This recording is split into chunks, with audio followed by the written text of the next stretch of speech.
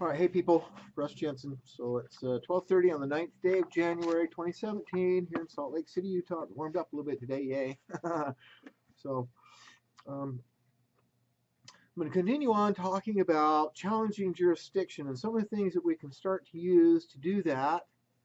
And one of them also happens to be the accounting practices of your government organizations at all levels: state, county, city, school districts, water districts, municipalities, police departments, all of them.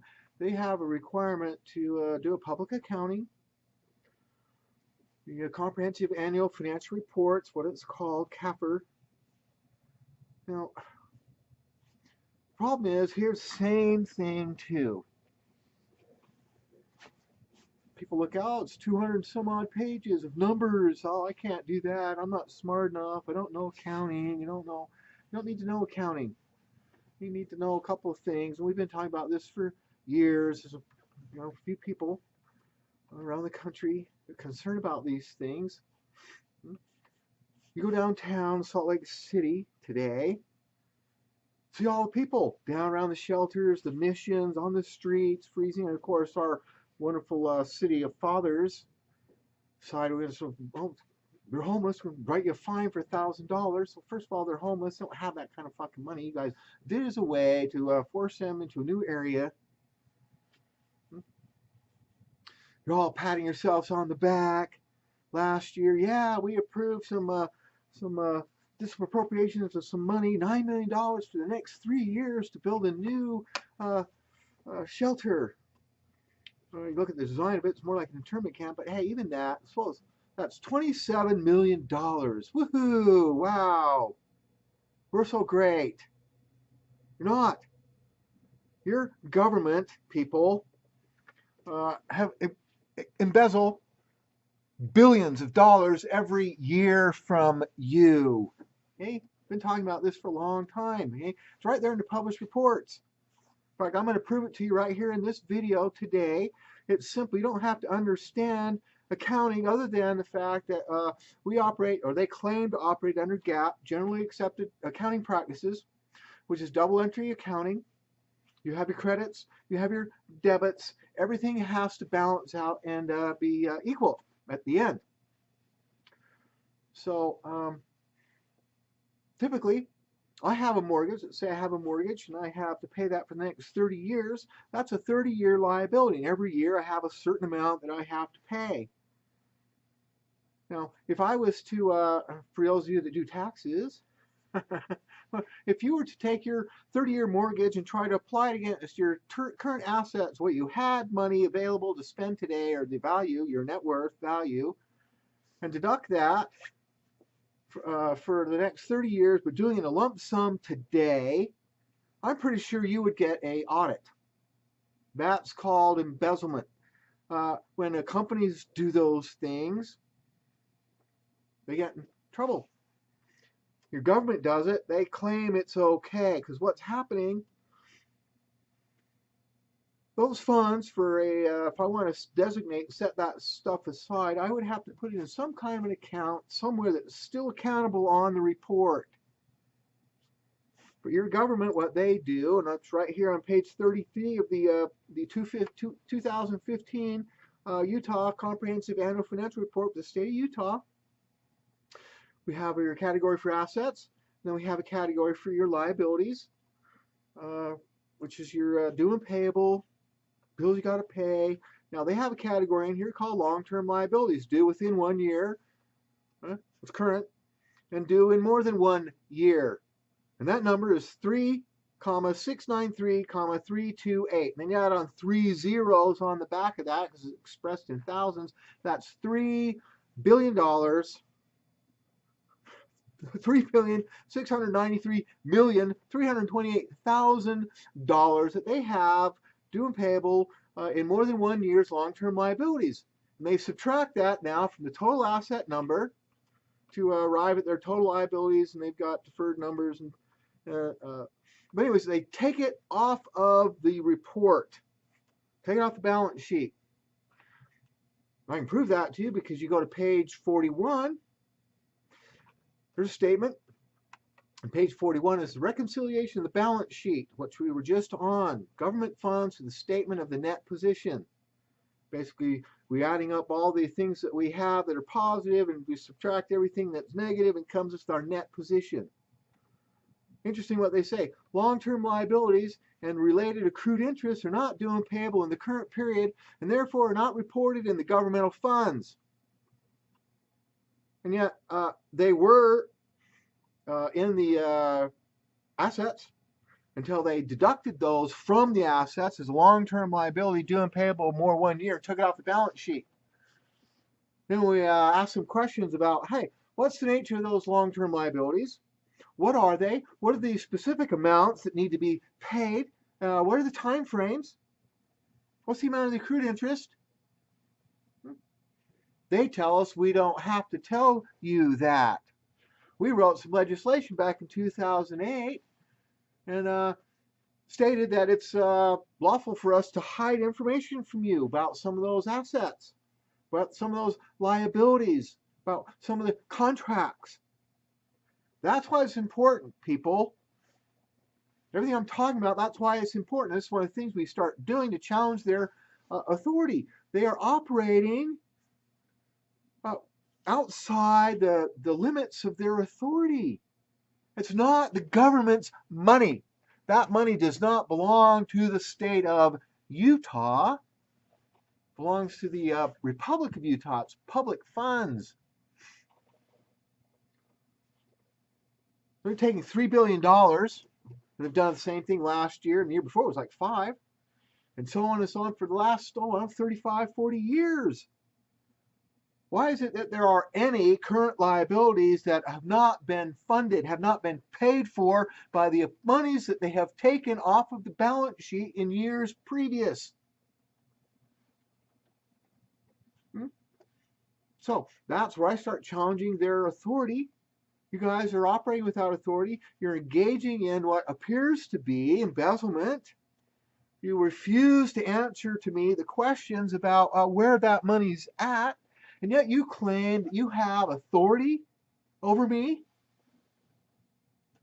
You can write me a ticket because I didn't signal for 3 seconds before I changed lanes. A $65 fine. When I go in and ask your judge to verify to me the authority he's operating on, where he gets that, where's my access to common law, which I'm guaranteed? I can't get to it. Why? Because I'm not a real person any longer. I'm an enfranchised person because they claim I used a social security number. I got a license from them. They can now, because of that, they take me outside the protections of the Constitution into a non-constitutional legislative, administrative, statutory jurisdiction, and that's exactly how they name it. Because they don't have permission, they don't have authority to create a jurisdiction like that. They claim they do because that social security number turns you into a U.S. citizen who only has the rights and privileges of somebody in a territory. I'm pretty sure I'm saying in the dirt in the state of Utah. So are you people if you're Utah, wherever state you're at, you are a de jure state citizen. Even the 14th Amendment can't create a federal citizen because there is no such thing. You have 50 independent nation states federated together. They're individual sovereign nations. Just because when you were in elementary school, you had a big map up there on the wall, had 48 states packed together on one landmass, it's not a continuous nation. It's individual nation states. At least that's what it was supposed to be until they were compromised.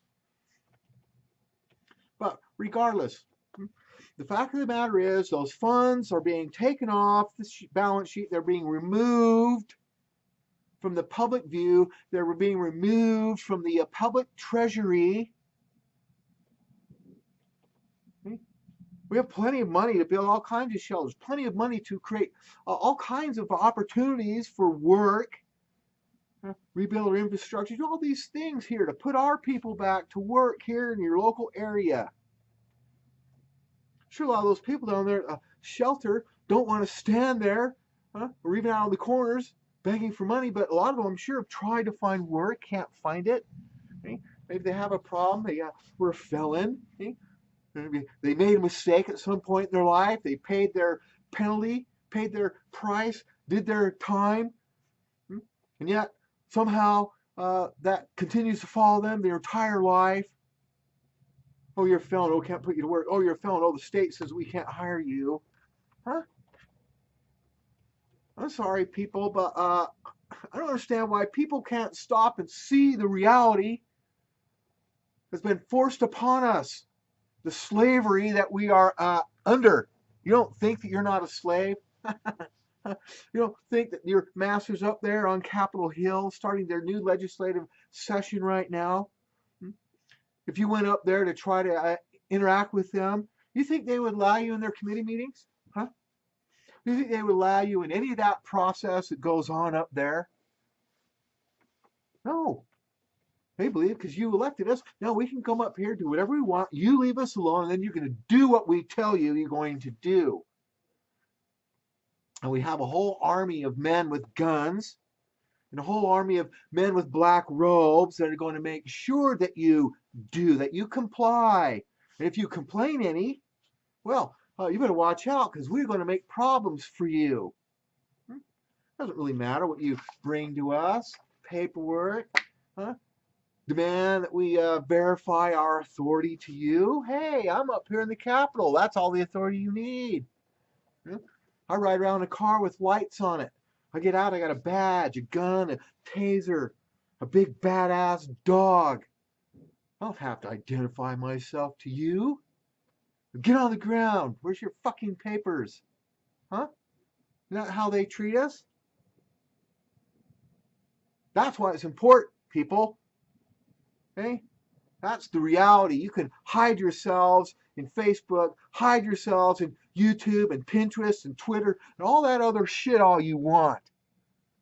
That's cold, hard fact of reality, and it's getting worse. I know, I don't make any friends. I'm a horrible leader, can't organize. Really have a hard time sometimes even explaining some of this information, but it's very basic. Get a copy of the Comprehensive Annual Financial Report for your city. Not too hard. Then you go to the page that talks about the balance sheet, shows you the assets that they have, the monies that have come in, the liabilities that they have to pay, and look for it. You'll find it. Category says liabilities due payable 1 year and due and payable more than 1 year, future liabilities. And then they subtract that big number from the number of assets, and it disappears from the report. I've hired people to go through these things to see if they get hidden in different places, and no. In fact, the more you dig into it, like we were doing at Taylorsville, we're going to continue to do that.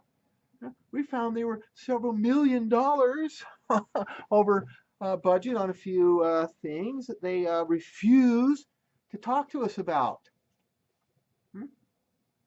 So it's a problem. But anyways, sorry, I didn't mean to get off track there. So in the Utah CAFR 2015, you'll find that information on page 33, and then you go to the reconciliation page. Every one of these reports has one. Here in the state of Utah, the CAFR for 2015 is on page 42. Wait, page 40. Sorry about that. And that's where it has this statement. Long-term liabilities and related accrued interests are not due and payable in the current period and therefore are not reported in the governmental funds. Okay? And then they'll do that next year, and the next year, and the next year. And they did it last year, and the year before, and the year before, and the year before. Where's all that money? What you think is money. It doesn't matter. It doesn't matter if it was 3 billion shells. It's considered as value in the society, in your community. Okay? This is why it matters, people.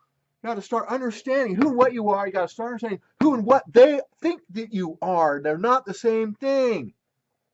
In fact, they believe that they can do all these things without permission. Your vote was their permission to do to you, to steal from you, to destroy the lives of your sons and daughters, your brothers and sisters, your mothers and fathers for minor violations while they engage in this kind of criminal activity and refuse to answer to you. Okay? I don't understand why it's so hard. I can't get anybody to come help me. Sit and watch these people in this sub-zero weather, freezing to death. Huh? I've almost put myself into poverty with the amount of money I've given away on the streets, but that's not the answer. Okay? I need somebody to come help me. Please. At least make a fucking comment on one of my videos and tell me, hey, Russ, you're full of shit, so stop sending these. Something. Please. It matters. It matters for your children. I can guarantee you that. And it's certainly going to matter for your grandchildren. Okay? All right, I'll come back later. I'm going to start reading some of the paperwork that I've put in, posting it up so people can read it, can see it, understanding what organic law is, understanding all these things, okay? Works. And they know for a fact that what I'm saying is true.